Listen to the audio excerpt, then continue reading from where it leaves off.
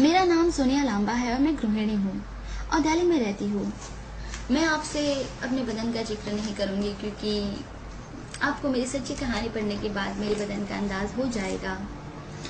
मैं 27 साल की युवती हूँ और मेरा 7 साल का बेटा मोनू मेरी शादी के 2 साल बाद ही हो गया था और उसके बाद हमने दूसरे बच्चे के बारे में सोचा ही नहीं क्योंकि हम दूसरे बच्चे की देखभाल नहीं कर सकते थे क्योंकि हम मध्यम वर्गीय परिवार से हैं। मेरे पति एक बहुराष्ट्रीय कंपनी में सुपरवाइजर है और उसका मासिक वेतन है 12,000 रुपये। मेरी जुदाई की कहानी 2 साल पहले की है जब मोनू 5वीं में पास हो चुका था और उसके अंक काफी अच्छे थे, 72%। हमने सोचा कि क्यों न मोनू का प्रवेश किसी बड़े स्कूल में करा दे जिससे उसके आगे की जिंदगी सुधर जाए और आगे जाकर उसका अच्छा भविष्य बन जाए। मेरे पति के पास समय की कमी होने की वजह से मुझे उसके प्रवेश के लिए स्कूल में जाना पड़ा। अप्रैल का महीना था और मैं एडमिशन इंचार्ज के कमरे में चली गई और उस टाइम मैंने लाल रंग की साड़ी और गहरे गले का ब्लाउज पहना हुआ था। अप्रैल के महीने की वजह से मैं पूरी पसीने में भीग चुकी थी और मेरा ब्लाउज मेरे बदन से चिपक गया था जिसकी वजह से मेरा बदन कसा हुआ लग रहा था और मेरी चुचियों के बीच की घाटी साफ साफ दिखाई दे रही थी जिसके देखने की वजह से एडमिशन इंचार्ज की नजरें एक समय के लिए तो वहीं गिर पड़ी और मुझे ये सब पता चल चुका था, इसलिए मैंने अपनी साड़ी कुछ ऊपर को कर ली और वो मुझे अपने होठों पर मुस्कान लाते हुए देखने लगा। मैं भी उसके अध्यापक होने की वजह से मुस्कुरा दी और मैंने कहा, मैं अपने बेटे के एडमिशन के लिए आई हूँ। वहाँ 2 बच्चों की माएँ और भी थी। वे दोनों माएँ अमीर परिवार से आई हुई थी।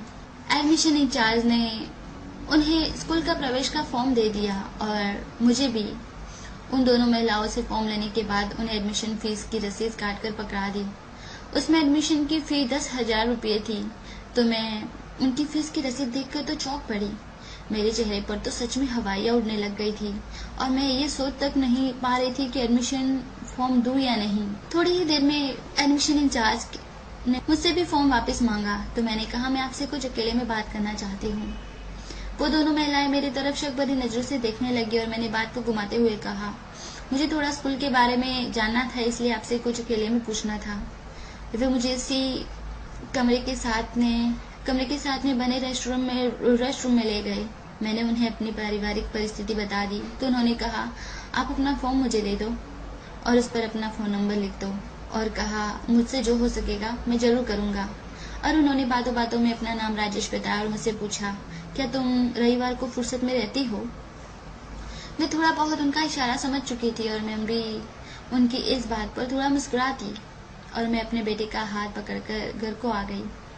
फिर उसी रविवार को राजेश जी का फोन मेरे मोबाइल पर आ गया और अगर आपको फुर्सत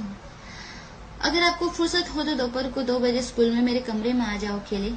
मैं थोड़ा थोड़ा समझ चुकी थी और मैंने उनसे कहा, मेरे पति आज घर पर है।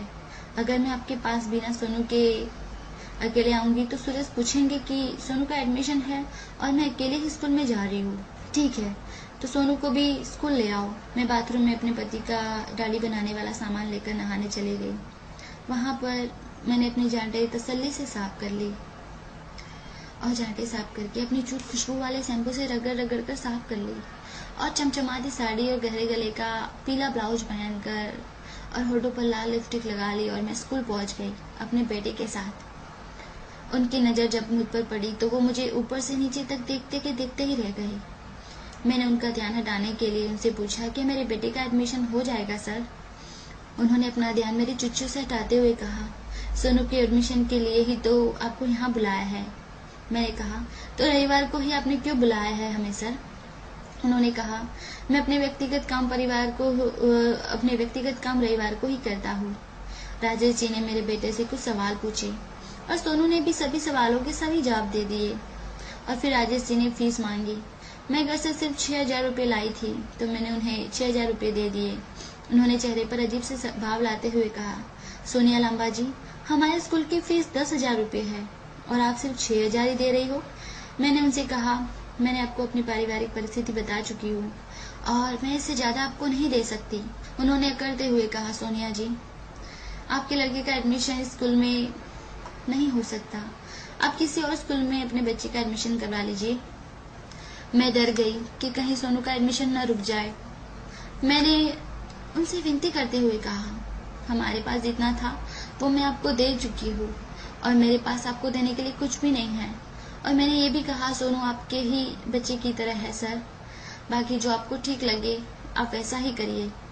तो उन्होंने कहा, देने के लिए रुपये ही नहीं और भी दे सकती हो आप। और बातों ही बातों में उन्होंने ये भी कह दिया कि अगर बच्चे के साथ माँ भी मेरी हो जाए तो मैं सोनू का एडमिशन आराम से कर लूंगा।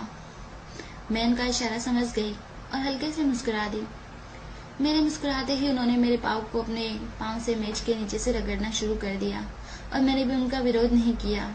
उन्होंने कहा, अगर आप तैयार हो तो आप रेस्ट रूम में जाकर मेरा इंतजार कर सकती हो। मैंने सोचा थोड़ी ही देर की तो बात है, अच्छे स्कूल में अगर सोनू का एडमिशन हो जाता है और वो भी कम फीस में तो बुरा ही क्या है। तभी रमेश जी ने कहा, क्या सोच रही हो, ऐसा मौका आपको फिर कभी नहीं मिलेगा और आपके लड़के की पढ़ाई की जिम्मेदारी भी मुझ पर छोड़ देना। और फिर मैंने रमेश जी से कहा, क्या ये गलत नहीं होगा? तो रमेश जी ने कहा, आज रविवार है और पूरे स्कूल में छुट्टी है और जो भी होगा वो इस चार दीवारी में ही होगा।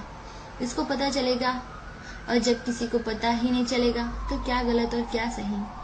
सोच लीजिए सोनिया जी, ये मौका आपको फिर कभी नहीं मिलेगा और आपका डीपीएस स्कूल में अपने बच्चे को पढ़ाने का सपना भी सपना ही रह जाएगा। मैंने थोड़ा सोचकर सहमति में सर हिलाकर उनसे हाँ कह दिया। जब तक हम अंदर रहेंगे तब तक सोनू कहाँ रहेगा और क्या करेगा? उन्होंने कहा, इसकी जिम्मेदारी आप मुझ पर छोड़ दो, मैं उसे चॉकलेट और कुछ किताबें पढ़ने के लिए ही दे दूंगा। आप कमरे में चले जाइए, मैं थोड़ी ही देर में आपके पास आता हूँ। मैंने सोनू की तरह उसके उज्ज्वलित भविष्य के बारे में सोचते हुए उसे कहा, सोनू, मैं तुम्हारे नए सर के साथ अंदर कुछ जरूरी काम करके अभी 15 मिनट में आती हूँ।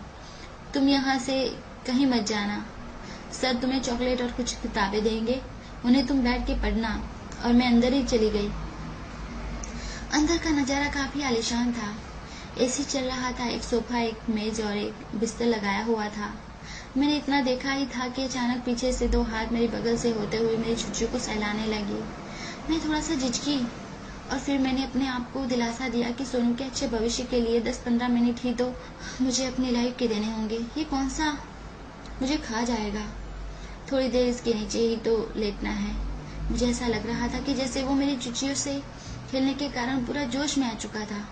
उसका लन तन चुका था और वो अपने पैंट के अंदर से ही मेरी साड़ी को चिरता हुआ मेरे कान के दरारों में फिट होना चाहता था। उसने मेरी चुचियों को जोश में आने के कारण और जोर से निचोड़ना शुरू कर दिया, जिसकी वजह से मेरे मुंह से उफ उफ की आवाजें आने लगी। और फिर उसने मुझे घुमाकर अपनी कठोर छाती से चिपका लिया और जानवरों की तरह मेरे होठों पर टूट पड़ा। मैंने जो लाल रंग की लिपस्टिक अपने होठों पे लगाई थी वो रमेश जी अपने चुंबनों में सारी की सारी चाट गए। और पता नहीं मुझे भी क्या हो गया, मैं उनका पूरा साथ देने लगी थी और वो मुझे जोर जोर से चूमने लगे थे और चाटने लगे थे। मैं भी उनको पूरे ही सपोर्ट के साथ चाटे जा रही थी, चूमे जा रही थी। वो मेरी चुच्चू को चूस चूस के बड़ी करने लगे थे।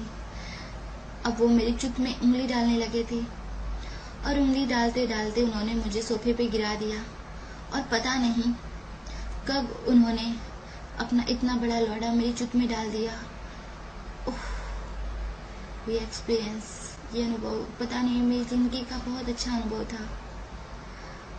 सोनू के टीचर के साथ मेरे इस तरह के सेक्स संबंध बनेंगे मुझे पता नहीं चला और बस मैं उससे चुत्ती गई। इतना मजा मुझे पहले कभी नहीं आया था। मुझे नहीं पता था कि सोनू की वजह से मुझे इतना प्यारा सुख मिलेगा चोदने का। रमेश ने मुझे बहुत अच्छी तरह से चोदा। सच बताओ, उन्होंने फीस तो कम ली लेकिन मेरी चोट के इतनी चौड़ी कर दी थी और मैं रमेश से बहुत खुश थी। तो दोस्तों, आखिर मेरे सोनू के लिए मुझे काम करना ही पड़ा। क्या करूं, माँ की ममता